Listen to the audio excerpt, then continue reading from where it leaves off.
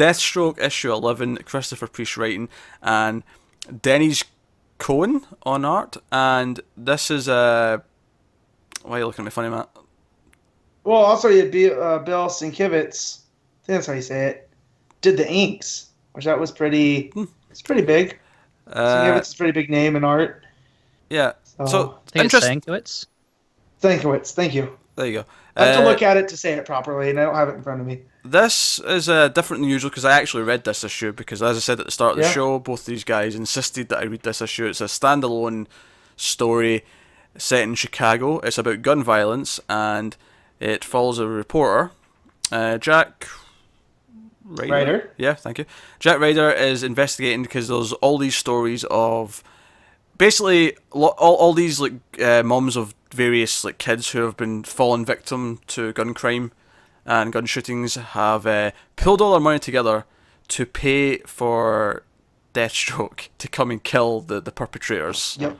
Just like before we go too far into this, this was obviously written because Chicago has this massive gun problem. Matt, you're brainiacking. Jesus that Christ. one came in loud. Continue. Yeah, sorry. So yeah, it's been a lot in the news over the last few months, but it's even more poignant now than when it was written because just this week there was 6 shot dead at a gun death memorial in Chicago. Yeah. I think that might have been on Wednesday actually, or that's I've seen that in the news a few days ago. Yeah, it's just so strange that that's happening the week that this is coming out and discussing this very problem. Yeah, this is about to be a heavy discussion, so warning. So, first of all, it's a really good issue. I've not been reading Deathstroke because I don't really care about the character all that much, and it was told so out of order. I was finding it hard to follow the first issue I read of it.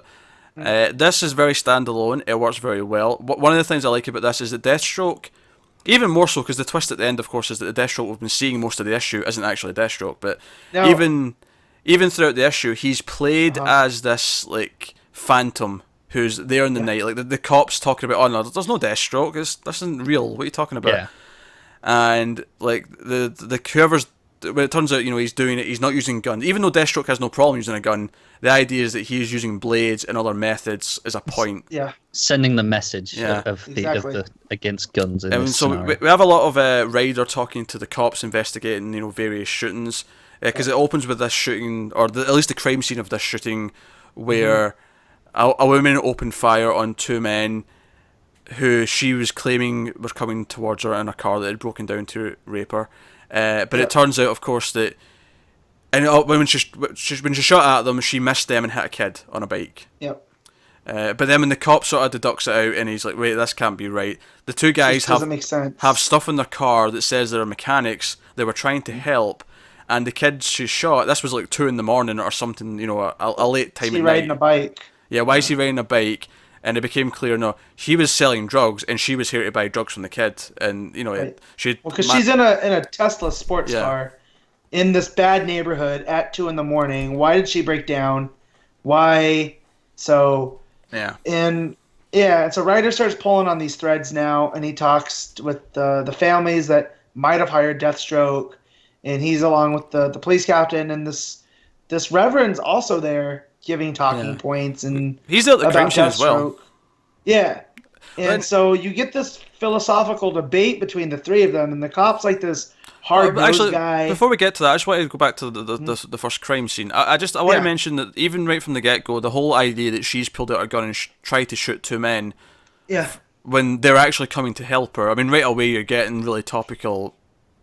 Pull out your gun and shoot first and ask questions later. Well, and they mention that as they're discussing it is, she has a conceal and carry permit, but she doesn't train with a gun, so she's even more dangerous because she's not trained with it, and because of that, that's why this kid got killed. And it's just more weapons violence trying to prevent other violence. Which I think is about the time when all the mums in the room pull out what they're packing. And then comes the debate of should we hire Deathstroke and is that a good thing? Yeah, because some of the points brought up is that, okay, it's violence for more violence, guns for more guns, it just leads to worse things. But then the other point that's brought up is that, well, you've paid a man, because these mums, at least I think they're either mostly or all black, and the kid that was shot was black at the start, and this is obviously another big part of this is what's going on right now is a lot of black people have been shot, and he's like, well, you've paid a man who's, as far as we know, is white, because I don't think it's public knowledge what Deathstroke necessarily looks like, and they just assume because that's how it kind of goes, isn't it? Yeah. Which is a problem in and of itself. But but even it's saying that even these black people here have the same assumption. Yeah. Right. And so you've hired someone who's white, probably, who's going around killing all of these gang members who are responsible for your kids' deaths, who are all black. But these gang members are also all black. You know, if news came on a story of a white cop or even just a random white person was going around shooting all these gang members, there would be, you know, upheaval, controversy. Yeah. This is racial fueled attacks, and the mother disputes it. She says, "No. If someone shot these specific people, I would be throwing them a parade or whatever the line was. I'd bake them a cake. Bake them a cake. There you go. Yeah. If the person that killed, so if anybody kills the person that killed my baby, I'd bake them a cake. Yeah. And that just gets down to again violence begetting more violence, and that leads into then the cop says, yeah, but what about the people that Deathstroke's killing? What about all their mums? Now you've got a new group formed, and it's just the people who are in the same situation as you now. Violence breeding violence is. I mean, it's kind of the main crux of the issue, the main point of the issue. It's very well told. I thought the art was really good. It gave it a very nice, moody feeling to it. It maybe lost. Sorry. The art throughout. Art's very good. Pages, feels very great. Even people just standing around, it feels impactful. Like when they're standing around and having the talks, it's got feeling, hasn't it? It's got mood. Exactly. It's even if it is just stood there in a room discussing, it's always engrossing just to look at. Yep. The only time the issue kind of lost me is when it goes a bit more comic booky and Jack Ryder turns into the Creeper. The Creeper. Which we know from the cover, which I didn't know when this was, solicited, that the Creeper was gonna have a part in it. So I was surprised by that. But it was what I thought it was gonna be. Not that I have a problem with this kind of stuff, obviously. It felt a little bit out of place in this issue, but up until this point, it's been really hard. And don't get me wrong, it gets back to that. The point he makes after this, also very strong. It's just... I'll be honest, it almost feels like editorial went, can we have a little bit of a lighter selling point on this as well, please? Because it's such a... What makes sense, though, too, is that Jack Ryder is this TV newsman that in certain stories he's become kind of like a TMZ kind of guy that's only about the tabloid.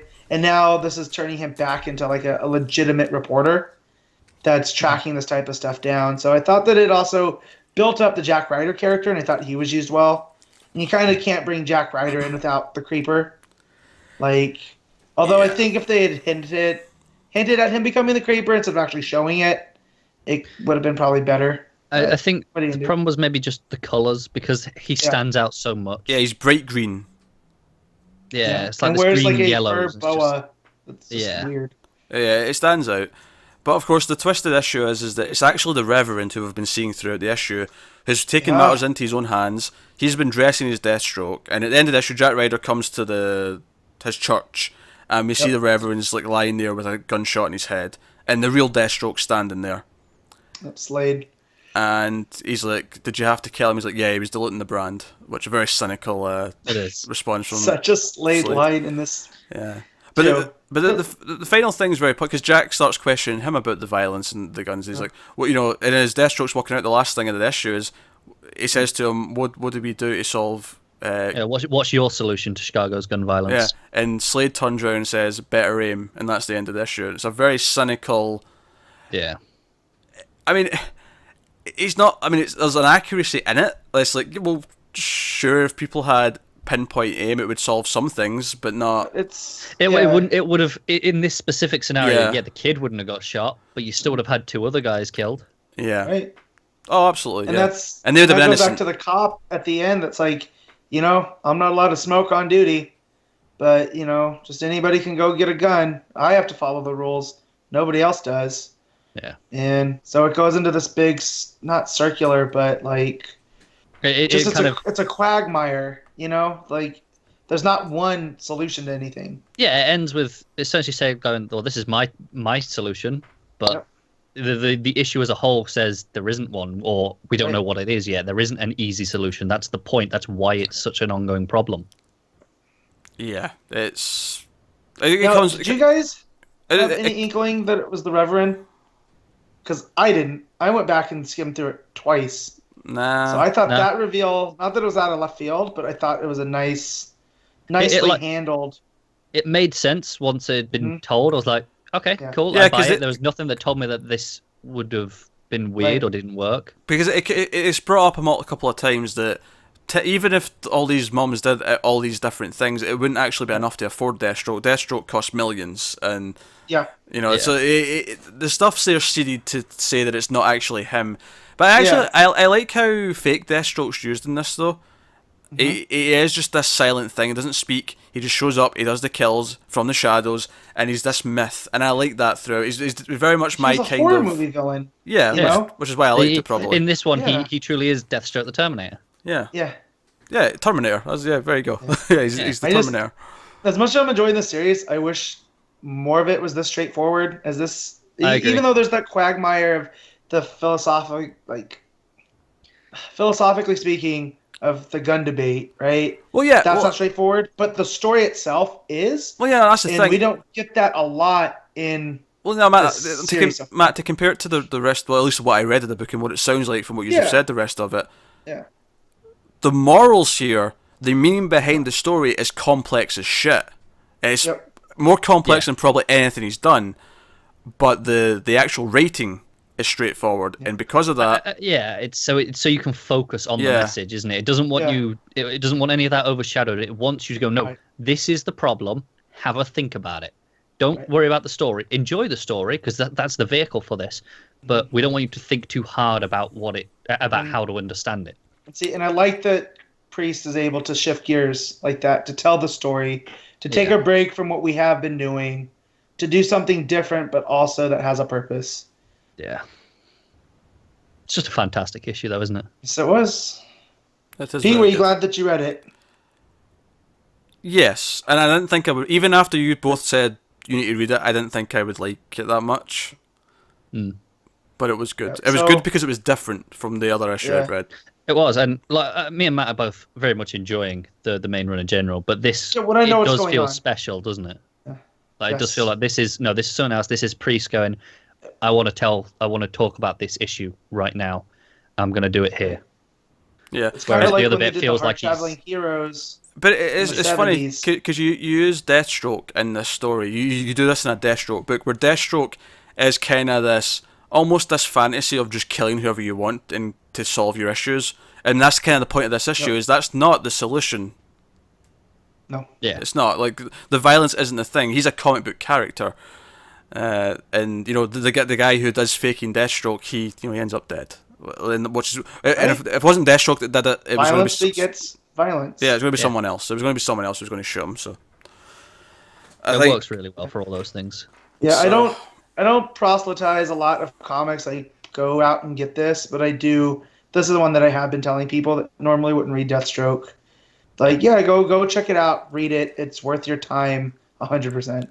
And I know Priest obviously has a reputation for being political in the past, and we haven't really seen that on Deathstroke up till now.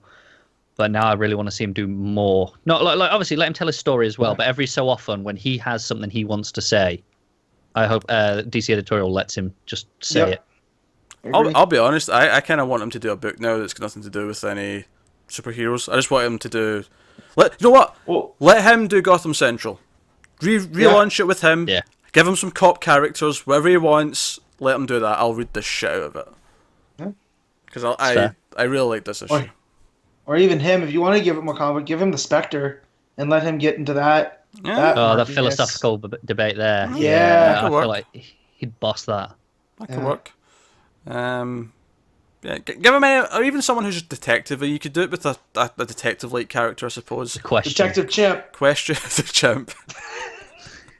I feel like, much like I had a problem with the glowing green monster in this, I feel like Detective Chimp will also undermine some of the messages he's maybe trying to convey. I feel like the question would work in a very similar way to how this issue is presented. Yeah, yeah. Like, it would just be we'd follow it from his perspective more.